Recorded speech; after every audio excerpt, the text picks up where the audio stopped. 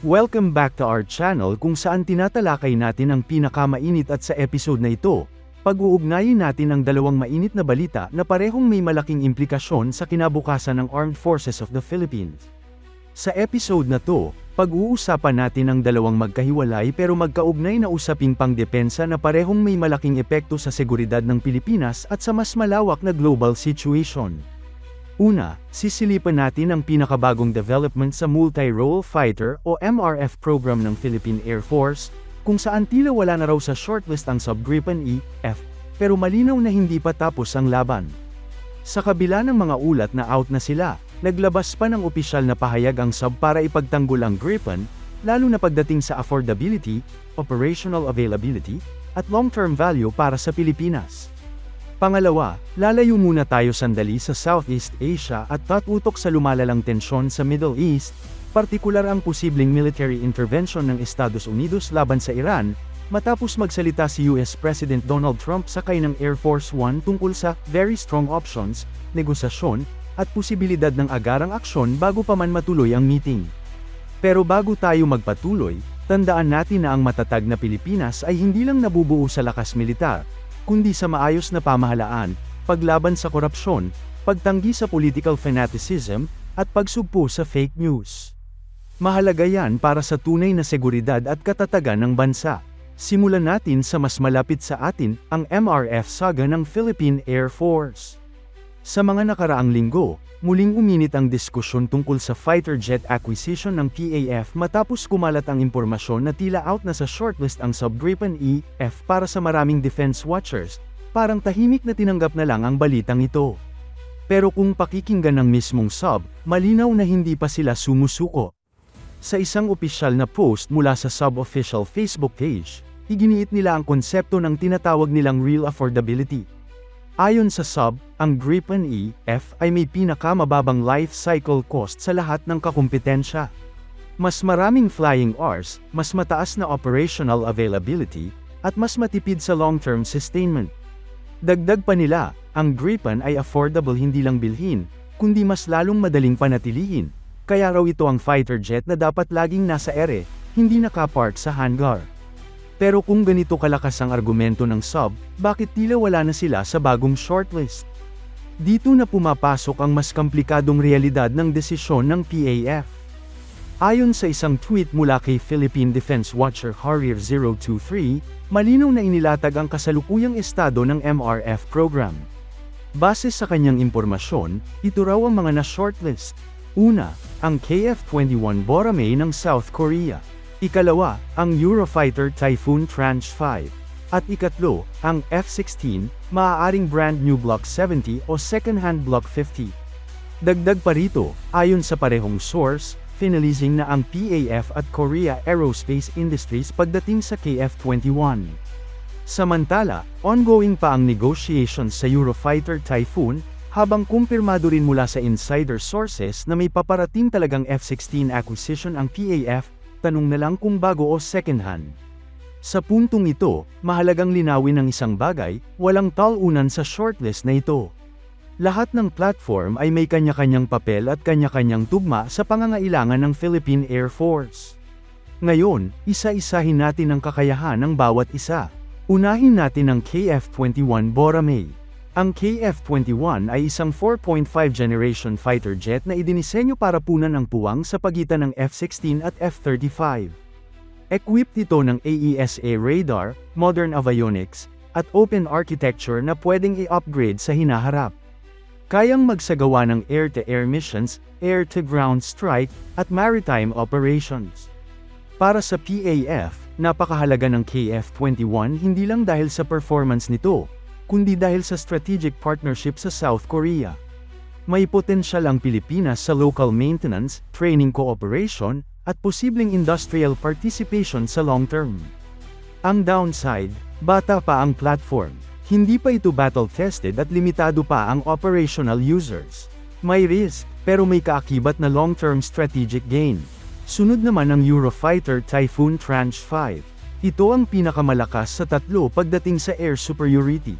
May supercruise capability, advanced sensors, at lethal air-to-air performance.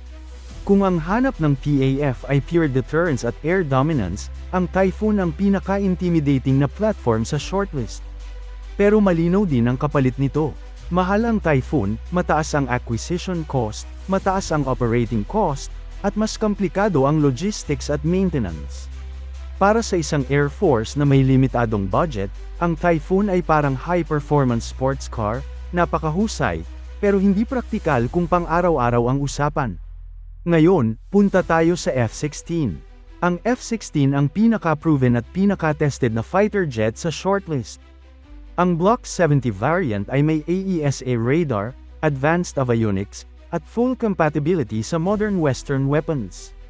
Kung Block 50 second-hand naman, mas mabilis itong ma-deliver at mas mura, pero may trade-off sa airframe life at upgrade potential. Ang pinakamalaking advantage ng F-16 ay interoperability.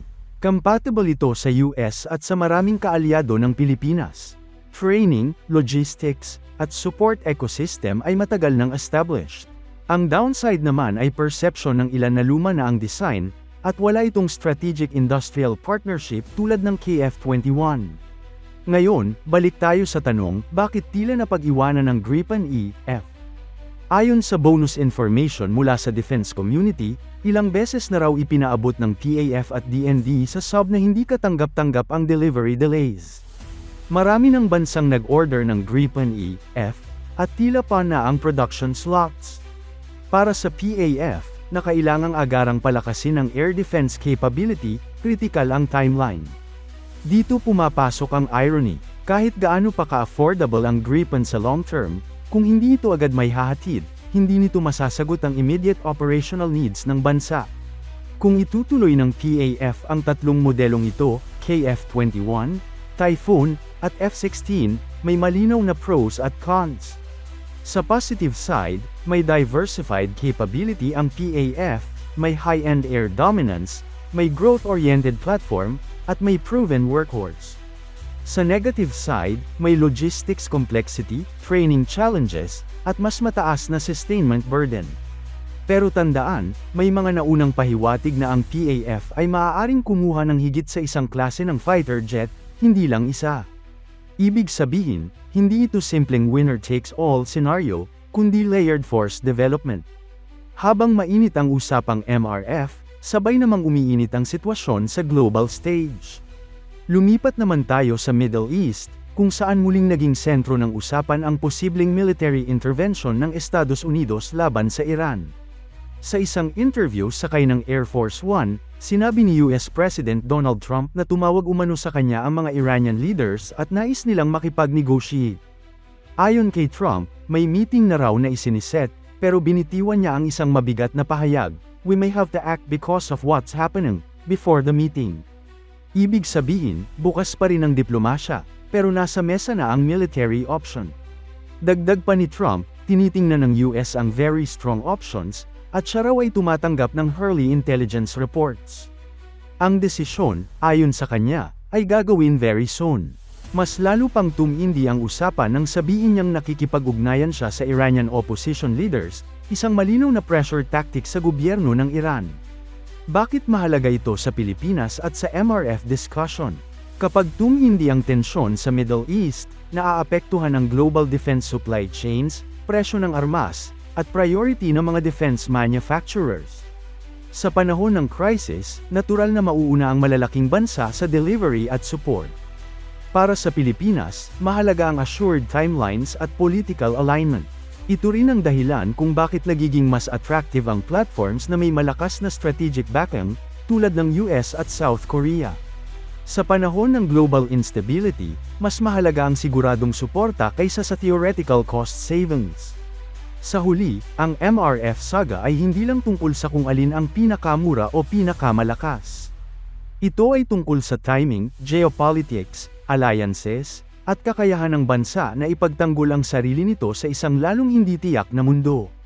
Habang patuloy ang sub sa pagpopromote ng Gripen E-F, malinaw na ang Philippine Air Force ay nasa yugto na ng pragmatic decision-making. Hindi na sapat ang pangako, ang hinahanap ngayon ay agarang kakayahan at long-term strategic value.